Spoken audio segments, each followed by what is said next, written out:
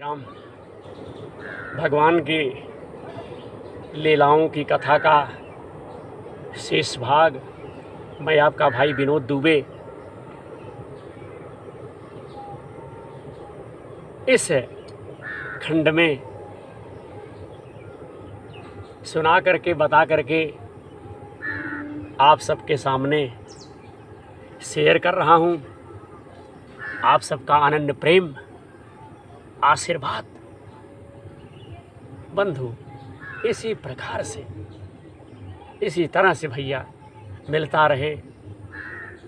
और आपका भाई विनोद दुबे विनोद प्रहरी यूट्यूब चैनल के माध्यम से भगवान की चर्चा बंधु करता रहे। आप लोग हमें यही आशीर्वाद दीजिए। जय हो गुरुदेव महाराज की, जय हो काशी विश्वनाथ की। शंकर जगत बंधु जगदीशा, सुर नर मुनि सब नावत सीसा। जगत आत्मा महेश पुरारी, जगत जनक सबके हितकारी। जय जय शिव शंकर भोलेनाथ। आइए किस प्रकार से भगवान के लीलाओं का वर्णन ब्रह्मा जी अपने पुत्र नारद जी के सन्मुख कर रहे हैं, उसका शेष भाग इस वीडियो के माध्यम से हम अपने भाइयों के सन्मुख प्रसारित कर रहा हूँ। जय जय श्री कृष्ण। बचपन में ही पूतना के प्राण हर लेना, 3 महीने की अवस्था में पैर उछालकर बड़ा भारी छकड़ा उलट देना और घुटने के बल चलते चलते आकाश को छूने वाले भैया यमला अर्जुन वृक्ष के बीच में जाकर उन्हें उखाड़ डालना, ये सब ऐसे कर्म हैं जिन्हें भगवान के सिवा और कोई नहीं बंधु कर सकता। भगवान तो कर सकते, भगवान के सिवा कोई नहीं कर सकता। जब कालिया नाग के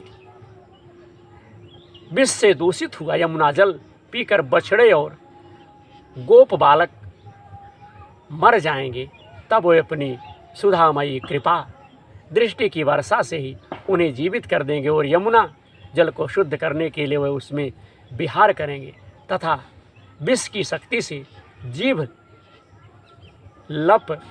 लपाते हुए कालिया नाग को वहाँ से खदेड़ देंगे, निकाल देंगे। जय जय श्री कृष्ण।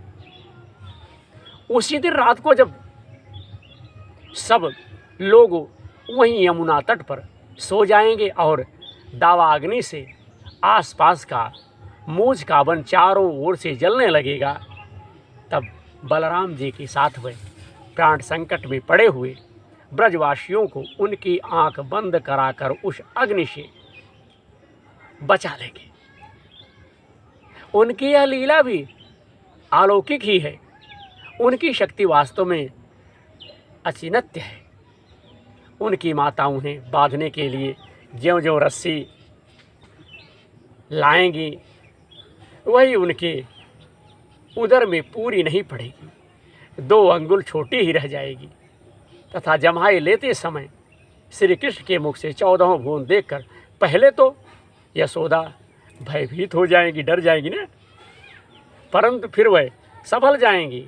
वह नंद बाबा को अजगर के भय से और वरुण के पास से छुड़ाएंगे।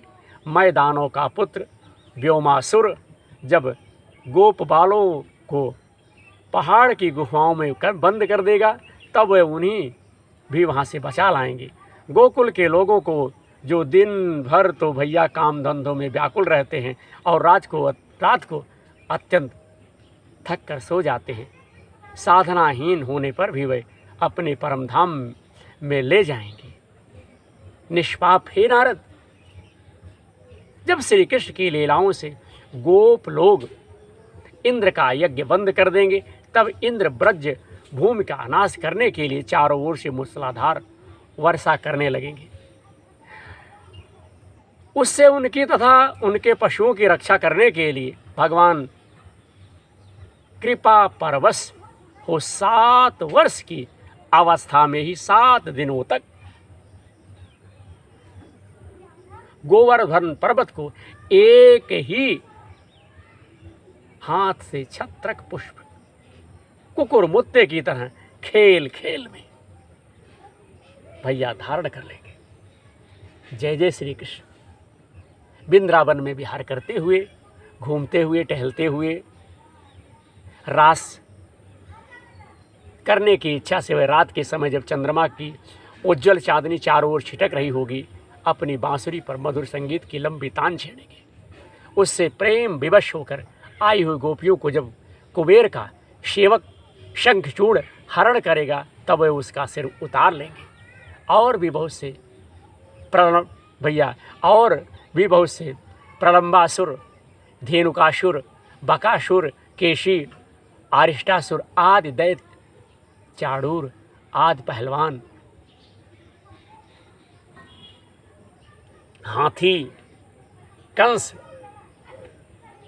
कालयवन, भौमासुर, मिथ्या वासुदेव, शाल्य, द्विविध वानर, बल्लवल, दंत्रवक्त्र, सात बैल, समरासुर, विदुरथ और रुक्मी आदि तथा कंबोज, मत्स्य, कुरु, कैकेय और सृजस आदि देशों के राजा लोग एवं जो भी योद्धा धनुष धारण करके युद्ध के मैदान में सामने आएंगे, वह सब बलराम, भीमसेन और अर्जुन आदि नामों की आड़ में स्वयं भगवान के द्वारा मारे जाकर उन्हीं के धाम में भैया चले जाएंगे। समय के फेरे में लोगों की समझ कम हो जाती है, आयु भी कम होने लगती है। उस समय जब भगवान देखते हैं कि अब ये लोग मेरे तत्व को बतलाने वाली वेद वाणी को समझने में समर्थ होते जा रहे हैं, तब प्रत्येक कल्प में सत्यवती के गर्भ से व्यास के रूप में प्रकट होकर वह वेद रूपी वृक्ष का विभिन्न शाखाओं के रूप में विभाजन कर लेते हैं। देवताओं के शत्रु दैत्य लोग भी वेद मार्ग का सहारा लेकर मैदानों के बनाए हुए आदर्श वेग वाले नगर में रहकर लोगों का सत्यानाश करने लगेंगे। तब भगवान लोगों की बुद्धि में मोह और अत्यंत लोभ उत्पन्न करने वाला भेष धारण करके बुद्धि के रूप में बहुत से उपद मर्मों का उपदेश करेंगे। कलयुग के अंत में जब सत्पुरुषों के घर भी भगवान की कथा होने में बाधा पड़ेगी, ब्राह्मण, क्षत्रिय तथा वैश्य, पाखंडी और शूद्र राजा हो जाएंगे। यहाँ तक कि कहीं भी स्वाधा और भगवान की चर्चा, देवता पितरों की यज्ञ श्राद्ध की बात तक नहीं सुनाई पड़ेगी भैया। तब कलयुग का शासन करने के लिए भगवान कलिक अवतार बंधु ग्रहण करेंगे। जय जय श्री कृष्ण। तब भगवान जो है रूप धारण करेंगे।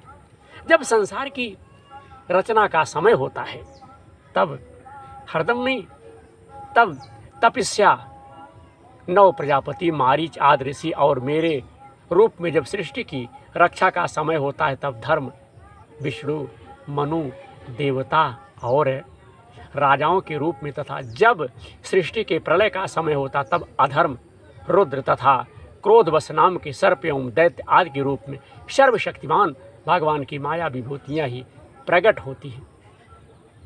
अपनी प्रतिभा के बल से पृथ्वी की एक एक धूलि कण को गिन चुकने पर भी जगत में ऐसा कौन पुरुष है जो भगवान की शक्तियों की गणना कर सके। जब वह त्रिविक्रम अवतार लेकर त्रिलोकी को नाप रहे थे, उस समय उनके चरणों के अदम्य वेग से प्रकृत रूप अंतिम आवरण से लेकर सत्यलोक तक का सारा ब्रह्मांड भैया कांपने लगा। तब उन्होंने अपनी शक्ति से उसे स्थिर कर लिया।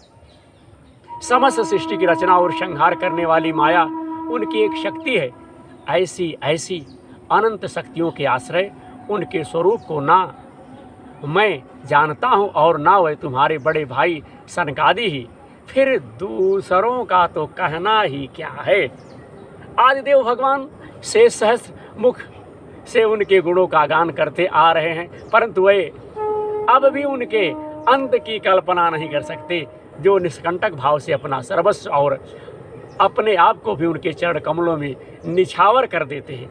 उन पर वे अनंत भगवान स्वयं ही अपनी ओर से दया करते हैं और उनकी दया के पात्र ही उनके दुस्तर माया का स्वरूप जानते हैं और उनके पार जा पाते हैं। वास्तव में ऐसे पुरुष ही कुत्ते और सियारों के कलेवा रूप अपने और पुत्रादि के शरीर में यम मैं हूँ और यह मेरा है ऐसा भाव करते हैं। हे प्यारे नारद, परम पुरुष की उस योग माया को मैं जानता हूँ तथा तुम लोग भगवान शंकर, देवतुल्य, भूषण, प्रहलाद, शतरूपा, मनु, मनुपुत्र, प्रियव्रत आदि प्राचीन वही ऋषि और ध्रुव भी जानते हैं। इनके सिवा इच्छाकू, पुरुरवा, मुचकुंद, जनक, गाधी, रघु, अमरीश, सगर, गय, ययाति आदि तथा मानधाता, अलर्क, सतधन्वा, अनु, रंतिदेव, भीष्म, बलि, अमूर, तर्य, दिलीप, सौभरी, उतंक, शिबी, देवल, पिपलाद, सारस्वत, पराशर, भूरिशेषण एवं विभीषण, हनुमान, सुखदेव, अर्जुन, आरिष्टसेन, विदुर, श्रुतदेव आदि महात्मा भी जानते हैं, जिन्हें भगवान के प्रेमी भक्तों का सा स्वभाव बनाने की शिक्षा मिली है। वही स्त्री भैया, वही स्त्री, शूद्र, भील और पाप के कारण पशु पंछी आदि योनियों में रहने वाले भी भगवान की माया का रहस्य जान जाते हैं। भगवान की माया का रहस्य सभी जान जाते हैं और इस संसार सागर से सदा के लिए पार हो जाते हैं। फिर तो लोग वैदिक सदाचार का पालन करते हैं, उनके संबंध में कहना ही क्या। परमात्मा का वास्तविक स्वरूप एक रस, शांत, अभय एवं केवल ज्ञान रूप है। न उसमें माया का अमल है और न तो उसके द्वारा रची हुई विषमताएं ही। वह सत और असत दोनों से परे हैं। किसी भी वैदिक या लौकिक शब्दों की वहाँ पर पहुँच नहीं है। अनेक प्रकार के साधनों से संपन्न होने वाले कर्मों का फल भी वहाँ तक नहीं पहुँच सकता। और तो क्या, स्वयं माया भी उसके सामने नहीं जा पाती। माया भी उसके सामने नहीं जा पाती, लजाकर भाग खड़ी होती है। पर पुरुष भगवान का वही परम पद है। महात्मा लोग उसी का शोक रहित अनंत आनंद स्वरूप ब्रह्मा के रूप में साक्षात्कार करते हैं। संयमशील पुरुष उसी में अपने मन को समाहित करके स्थित हो जाते हैं। जैसे इंद्र स्वयं मेघ रूप से विद्यमान होने के कारण जल के लिए कुआं खोदने की कुदाल नहीं रखते, वैसे ही वह भेद दूर करने वाले ज्ञान साधनों को भी छोड़ देते हैं। समस्त कर्मों के फल भी भगवान ही देते हैं, क्योंकि मनुष्य अपने स्वभाव के अनुसार जो शुभ कर्म करता है वह सब उन्हीं की प्रेरणा से बंधु होता है। इस शरीर में रहने वाले पंचभूतों के अलग अलग हो जाने पर जब यह शरीर भैया नष्ट हो जाता है, यह शरीर जो है जब नष्ट हो जाता है, तब भी इसमें रहने वाला अजन्मा पुरुष आकाश के समान नष्ट हो जाता है। इस प्रकार की भावनाएं, इस प्रकार की चर्चाएं बंधु कहने लगे ब्रह्मा जी कि हे बेटा नारद, संकल्प से विश्व की रचना करने वाले श्री हरि का मैंने तुम्हारे सामने संक्षेप में वर्णन किया, बखान किया। जो कुछ कारण अथवा भाव अभाव है वह सब भगवान से भिन्न नहीं है, फिर भी भगवान तो इसके पृथक भी हैं ही। भगवान ने मुझे जो उपदेश किया था वह यही भागवत है। इसमें भगवान की विभूतियों का संचित वर्णन है, बखान है। तुम इसका विस्तार करो, तुम इसका प्रचार करो। जिस प्रकार सबके आश्रय और सर्वस्वरूप भगवान श्री हरि में लोहे की प्रेममयी भक्ति हो, इस प्रकार से पारस लोहा को पा करके उसे स्वर्ण कर देता है, उसी प्रकार से इस कथा को जन जन तक आप शेयर करो। आपके प्रचार से लोगों के अंदर प्रेरणा हो, ऐसा हमारा विचार है। ऐसा निश्चय करके तुम इसका बखान करो, इसका गुणगान करो। जो पुरुष भगवान की अचिन्त्य शक्ति महामाया का वर्णन या दूसरों के द्वारा किए हुए वर्णन का अनुमोदन करते हैं अथवा श्रद्धा के साथ नित्य श्रवण करते हैं, सुनते हैं, उसका चित्त माया से कभी मोहित नहीं होता। भगवान की ऐसी कृपा है। बोलिए वृंदावन बिहारी लाल की जय, समस्त भाइयों की जय, धर्म की जय हो। मैं विनोद दुबे, विनोद प्रहरी यूट्यूबर यूट्यूब चैनल के माध्यम से आप लोगों से निवेदन करता हूं कि हमारे इस कार्यक्रम को आप लोग देखिए। कार्यक्रम को देखने के बाद अगर हमारा प्रसारण, हमारा विचार, हमारा कार्य आप सब भाइयों को अच्छा लगे तो आप सब अपना आशीर्वाद प्रदान करने की कृपा करें। आपका भाई विनोद दुबे, उत्तर प्रदेश की परम पुनीत भूमि से आप सबके सहयोग, आशीर्वाद की आकांक्षा रखता है। आशा है कि आप सबका प्यार हमें निरंतर प्राप्त होता रहेगा। आप सबका बहुत बहुत आभार, बहुत बहुत साधुवाद, बहुत बहुत धन्यवाद। हमसे जुड़ने के लिए आप सबकी जय हो। भगवान द्वारिकाधीश आप सबकी सारी मनोकामना पूर्ण करेंगे, इसी उम्मीद के साथ अब अगले एपिसोड में हम अपने भाइयों को 8वें अध्याय में राजा परीक्षित के विविध प्रश्न कौन कौन से हैं, हम अगले एपिसोड में, अगले अध्याय में हम अपने भाइयों को बताएंगे, सुनाएंगे। साथियों, अगर हमारे बताने में, हमारे बोलने में अगर आप सबकी जानकारी में कहीं कोई दोष हो, कहीं कोई कमी हो, कहीं कोई त्रुटि हो, तो आप सब हमें अपना छोटा अनुज समझ करके क्षमा कीजिएगा। आपका भाई क्षमा प्रार्थी है, इसी उम्मीद के साथ कि आप सबका प्यार, आशीर्वाद, सहयोग हमें निरंतर मिलता रहेगा और मैं पवित्र भूमि, देवभूमि, जन्मभूमि उत्तर प्रदेश से अपने टूटे फूटे स्वरों से प्रभु की आराधना करता रहूँगा। इसी उम्मीद के साथ आपका भाई विनोद कुमार दुबे आप लोगों से विदा लेता है। आप सबका बहुत बहुत धन्यवाद, बहुत बहुत स्वागत। जय श्री